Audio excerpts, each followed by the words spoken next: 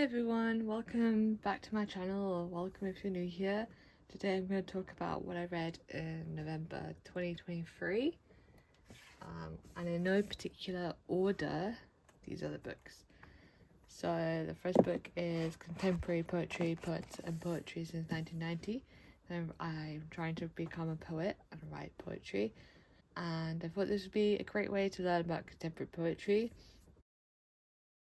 Well, I don't actually tend to like a lot of contemporary poetry. I prefer some of the older things, but I think it's just because style has changed, so I was interested in learning how the style has changed and what contemporary poetry means today. So I did enjoy this and I learned quite a bit from it, so it was quite interesting. The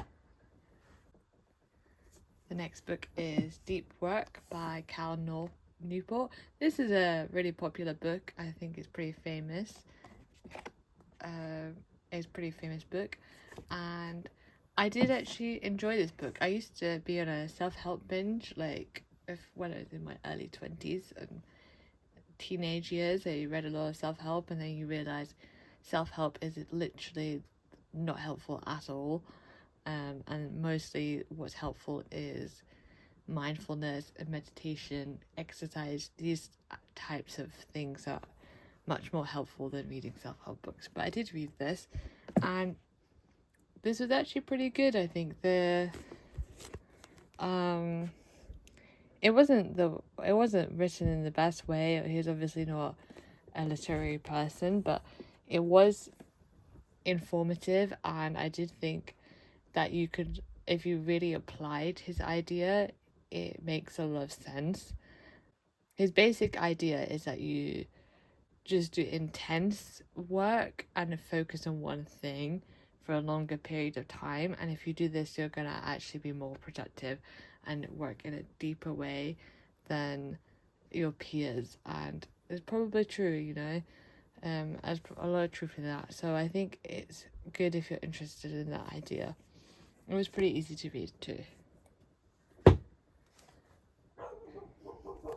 The next book is A Monk's Guide to a Clean House and Mind. I'm really interested in Buddhism, and when I first bought this, I literally bought it from Amazon. It was just a recommendation, and I looked through it. I thought, oh no, it's literally like a cleaning manual, like how to clean your lights.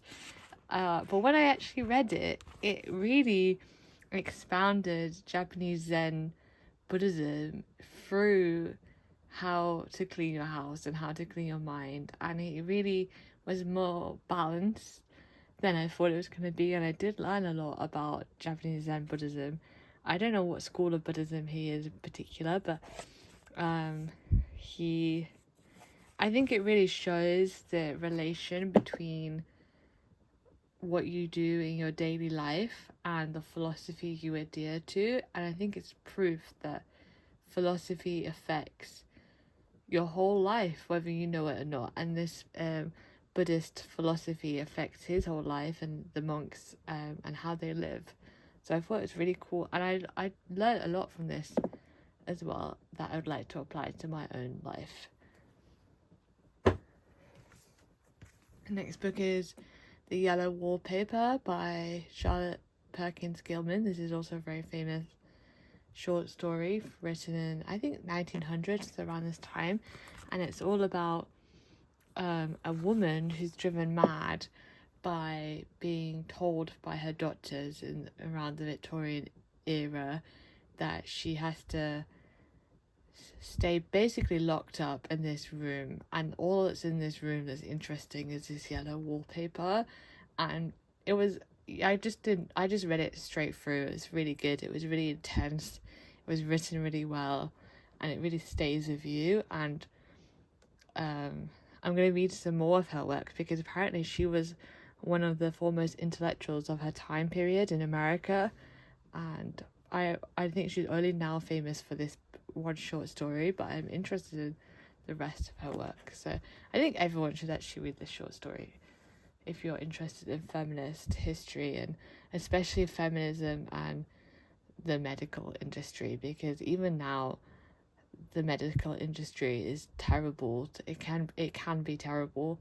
and how it treats women, and women's pain is often, I think, seen less as male pain, and it happened much worse in these days. So I think it's a really valuable thing to read and learn from.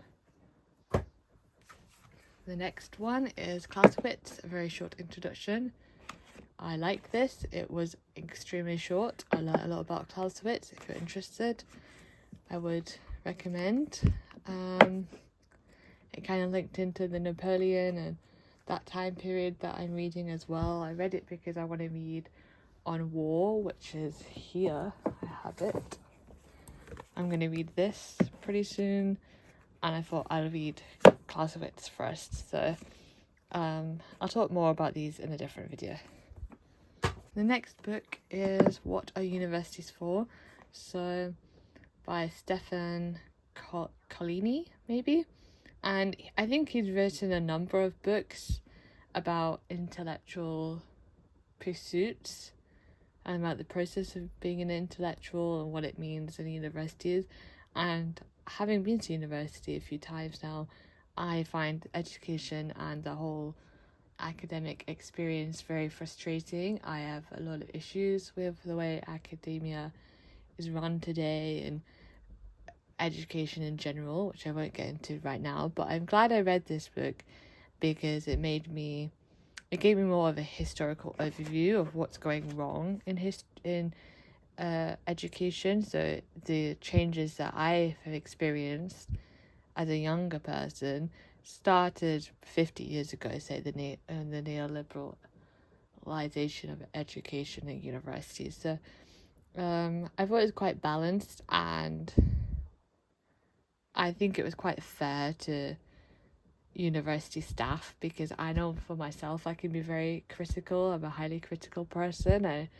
I'm sometimes a bit too unforgiving, whereas this made me see that, well, actually there's a whole bunch of people in the universities who are also very unhappy, and he really gave some good arguments for this. So I enjoyed it. I would recommend this if you're at all interested in critical discussions of universities and why we go to university and why study is important. It was really good.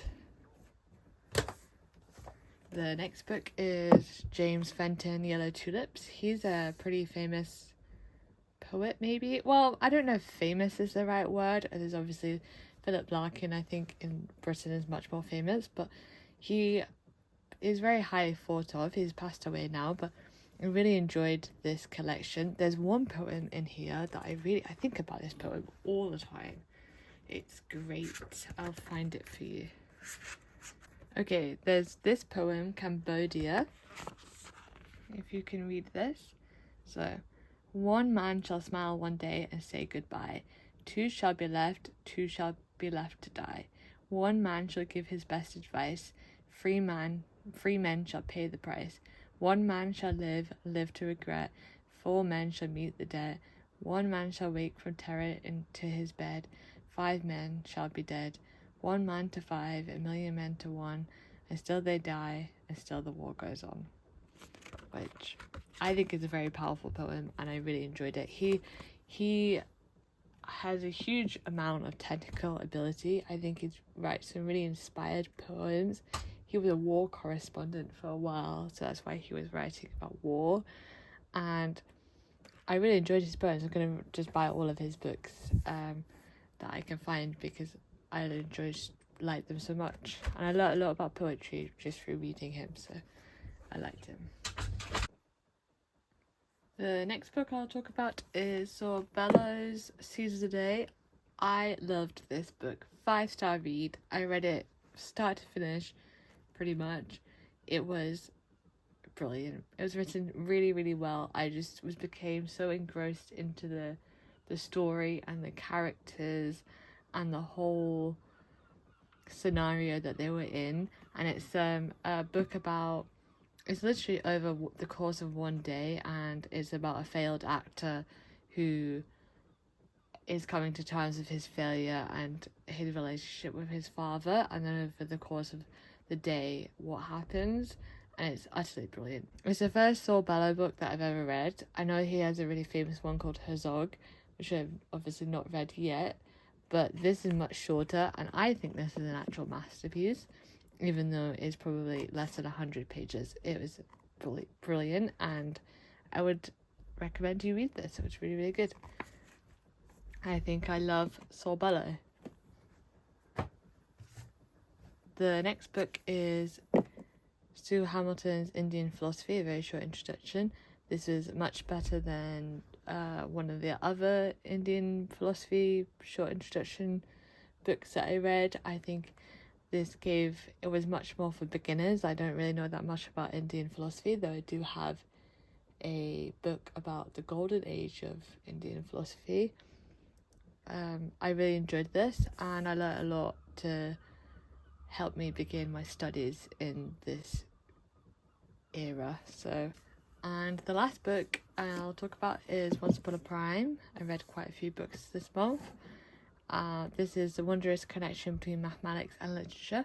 I really enjoyed this, partly because I'm studying for a maths degree part-time, and I obviously love literature too, so I think a lot of people think that maths and literature don't mix and they're two very separate things, but in my opinion, as a poet and hopefully one day a mathematician in some capacity, I think that poetry and mathematics are very similar. I feel like they engage in the same type of process in my mind when I do them, and they're not really that different. It's all about the command of language and creativity and problem solving using language and the rules of those languages. So I found this book really interesting. It was quite fun to read, and Sarah Hart is one of the first female mathematician chairs ever or something. I don't know, but she seemed like a really nice lady as well that came across in the book, which was always nice. And she talks about this from Moby Dick, but she talks about how there's loads of references of maths from lots of famous books like Moby Dick, and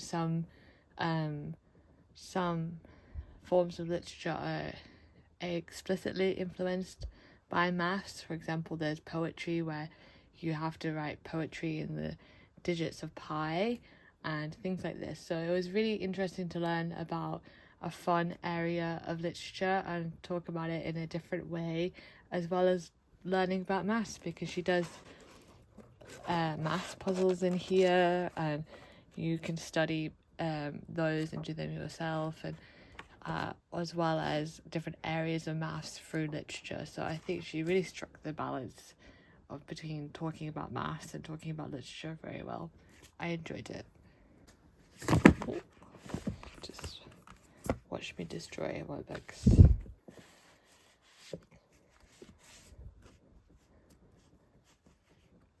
So these are all the books that I read this month. If you like this video, let me know in the comments. If you have any comments about one of the books or authors that I read, or any recommendations, I'm always interested in learning more. Thank you. Have a nice day. Bye bye.